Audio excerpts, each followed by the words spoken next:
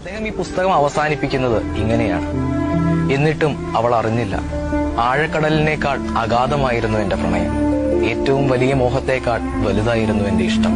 എന്നിട്ടും അവൾ അറിഞ്ഞില്ലല്ലോ. ഇപ്പോൾ ഈ വൈകിയ വേളയിൽ പ്രപഞ്ചാന്ത്യത്തിൽ കോരിച്ചൊരിയുന്ന ഈ പേമാരി എന്റെ കണ്ണുനീരാകുന്നു എന്ന സത്യം മാത്രം അവൾ അറിയുന്നു. I have loved you with an everlasting love. എന്നെ സ്നേഹം പഠിപ്പിച്ച, സ്നേഹം കൊണ്ട് പരിചരിച്ച പണ്ടത്തെ പെൺകുട്ടി, നിനക്ക് നല്ലത് വരട്ടെ.